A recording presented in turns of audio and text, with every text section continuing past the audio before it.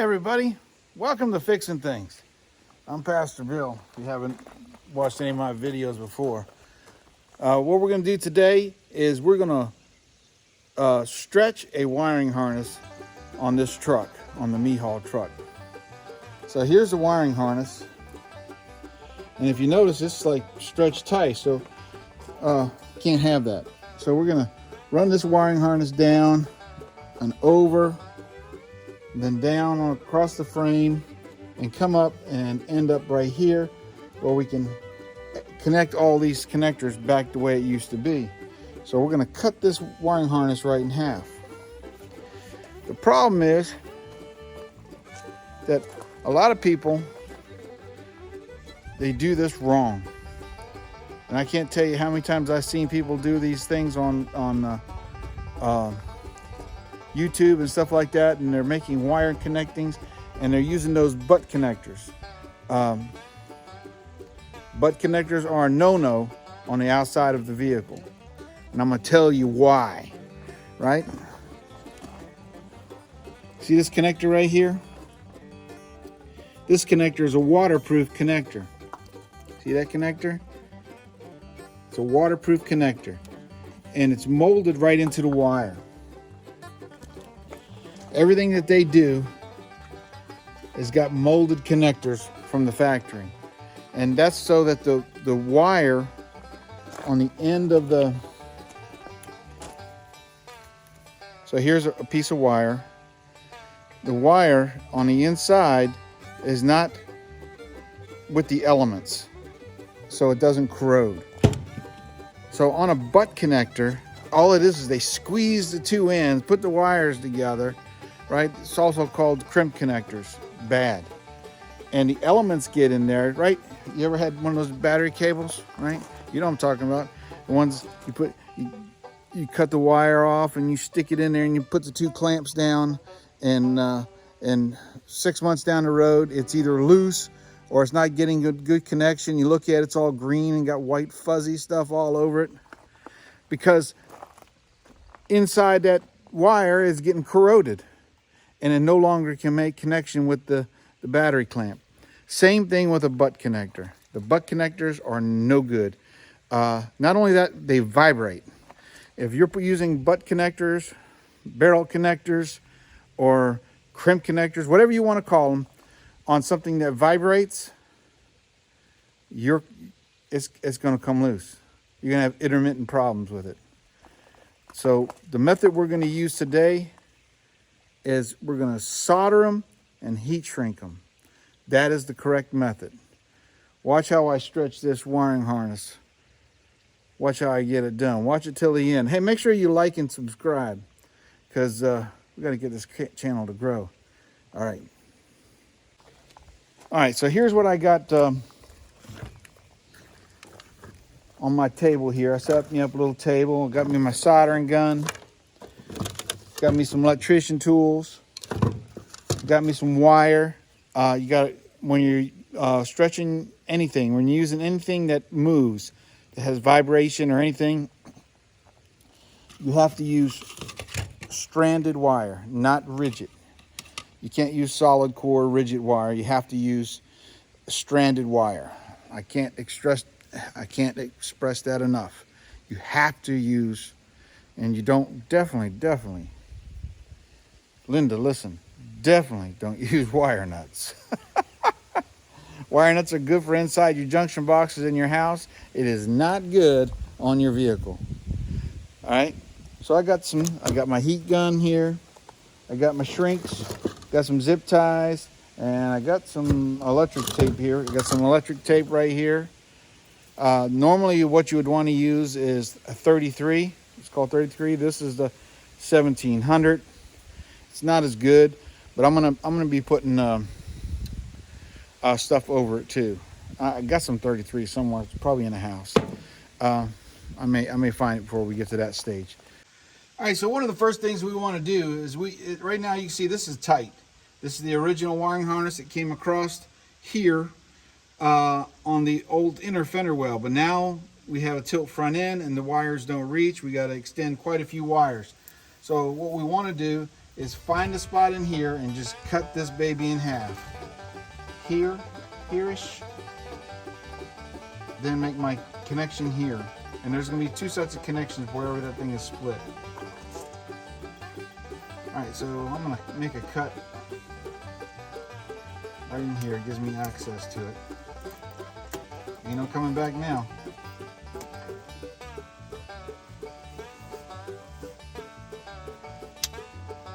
We're gonna peel this back.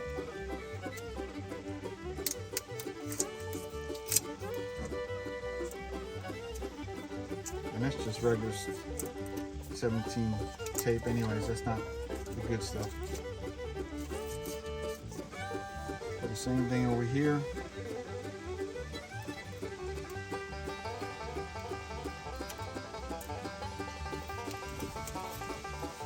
And it's probably going to rain. All right. So I guess what we'll do is I got to figure out what size wire that is, but we're gonna splice all these wires, put it like this, set this down up in here, run the wire up and over. It looks like it'll be about 2 feet of wire. All right, so this wire here, the big one, is a 10 gauge wire. I cut off about 3 feet of wire. And the way I'm gonna do is you're just gonna split these like this. Now there's a bunch of ways you can do this. There is no wrong way. This is just the way I'm doing it, okay? But the thing is, you want when you put your heat shrink on there, you want it to be covering it up very well. So I'm just gonna place it up there, take the weight off of the wire, and then we're just gonna smash it together like so.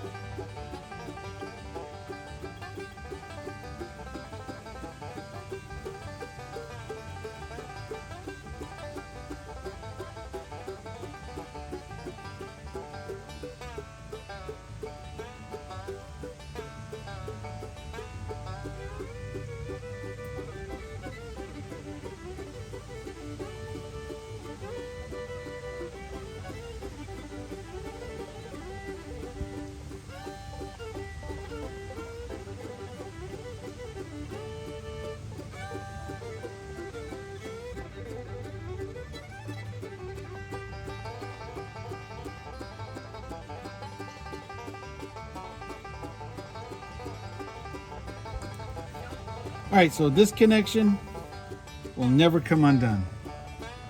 Guaranteed. That is the way it's done. Look at that thing, got hot all the way up in there. That solder is all the way through it. Once we put the heat shrink on this, moisture and stuff can't get in there to rot this connection or to tear the wires up.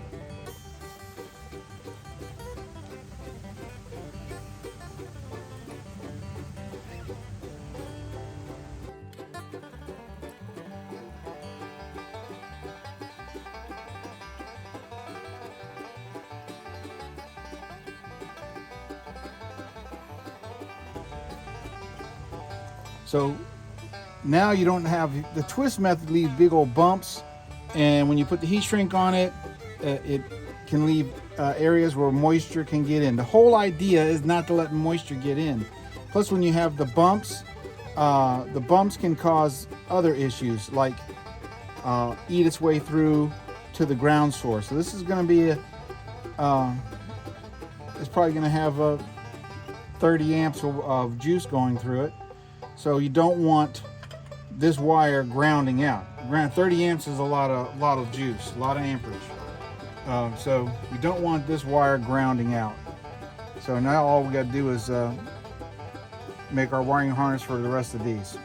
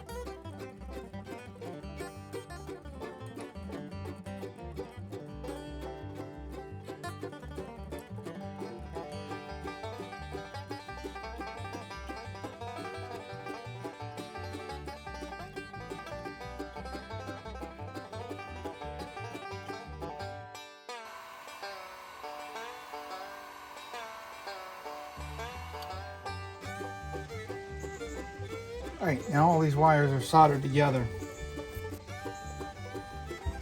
Next thing I'm going to do is, you'll notice I have 3 red wires. So I have to distinguish them. This one has a blue tracer on it. This one has nothing, it's just solid red. So what we're going to do is we're going to leave this one alone. And this one has a black tracer wire, at least it looks black, it's old. So what we're going to do is we're going to get a Sharpie and we're going to mark on the wire and mark it at the other end. So same thing, we have 2 greens, but the greens, I got 2 different color greens. I got a dark green and a light green, and I got 2 different greens here. That'll identify the 2 there. We're good. Everything else is color coded. We're good. All right, so I cut all these wires. I ran it through here, came down there, pulled it over here, and cut them all exactly the same length. Yeah, they're the same length. And here it is here. We got them all identified. Now we just gotta make the connection. I think all we gotta do is just do this right here. Whew, look at that. I didn't think that would work, but that actually worked pretty good. I like that. All right, so get these out of the way for now. Oh man, when I threw the wires to make my connections, that came out pretty good. I like that method. All right, now I got to get my electric tape down on the bottom. So now all we got to do is tape these up. I'm going to start up here at the top. Go past your electrical tape that's already there. And you want to pull it tight as you go.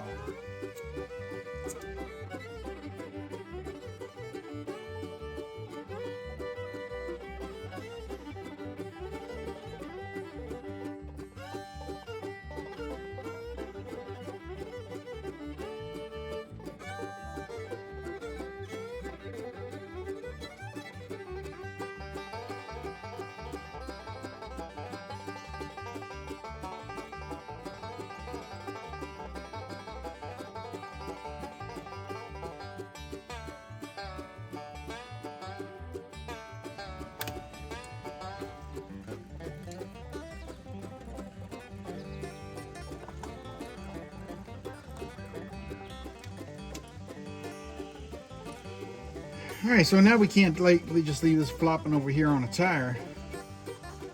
So I've got my drill, and we're gonna connect this to the firewall.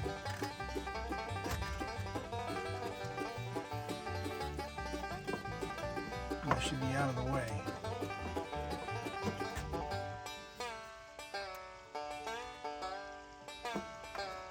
We'll drill a hole right here.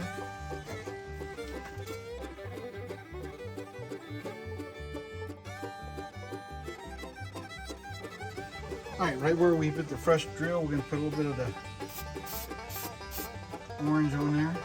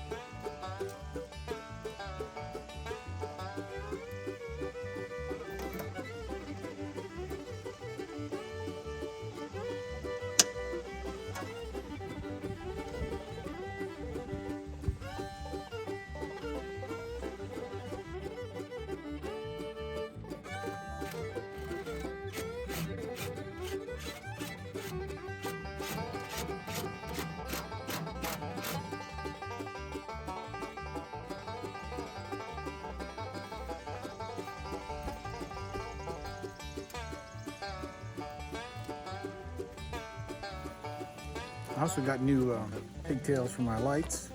Now lengthen the wires on those. And see how those connections are? They're tight. They almost look like the same wire. I'm just gonna wrap them up.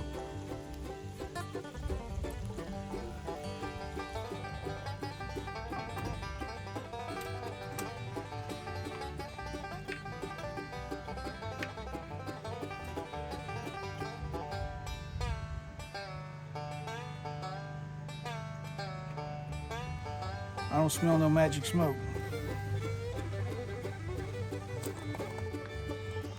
All right, let me go turn the key, see what happens.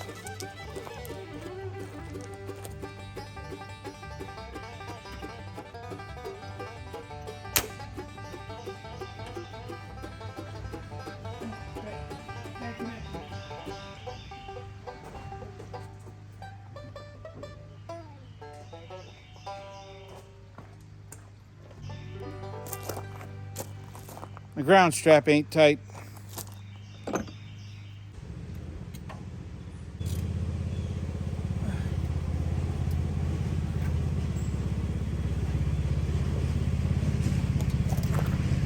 All right, take two.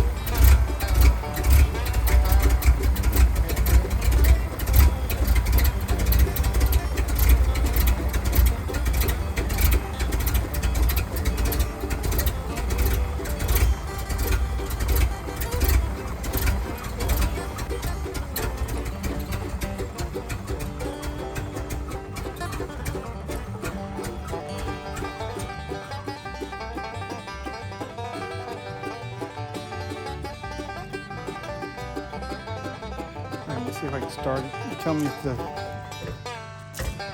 voltage moves.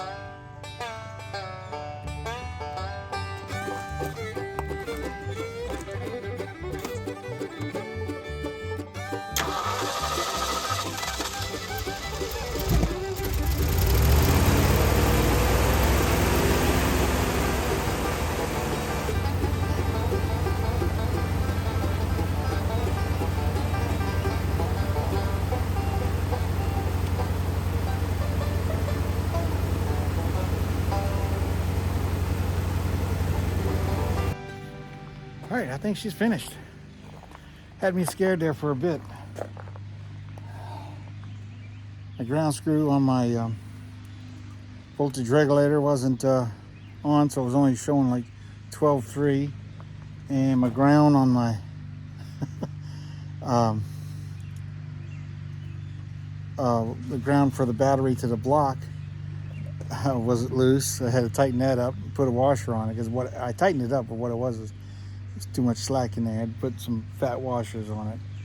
But man, we got this thing looking good. So here's the wire all strapped in. You can't even tell that wiring harness was done. The new battery box got the battery on it. Extended the wires going to the lights. So but those are now long enough.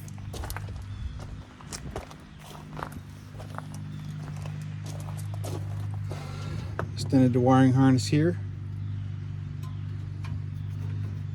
I still got to do some more over here. I got new ones of all these things. These things are they may be working or not working. I don't know. These ones here are fuses, and this one here is a relay. It may be the horn relay. I ain't sure. It's the same as a horn relay. I think it may be the lights in the box. We don't got a box no more, but it's also got a cab light also. It could be the cab light inside the box of the original U-Haul truck. There's a wiring diagram on a piece of metal I got somewhere. I think that's going to be it.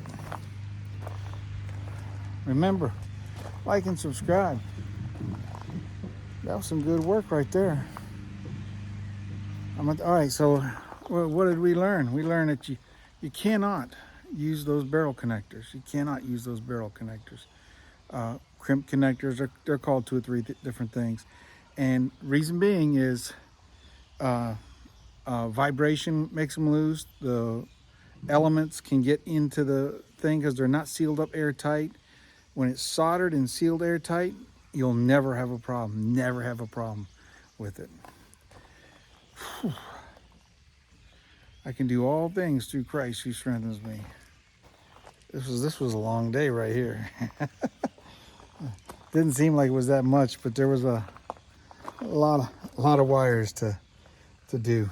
Good thing I used that quick throw it to the wire and make it attach method. That worked great. It's charging good. Everything is working good. The float bowl sticked open on it. I had to come out here and start it and tapped it with the end of my wrench, and then it cleared up and started running smooth. We're gonna start doing body work. I'm gonna order up the paint.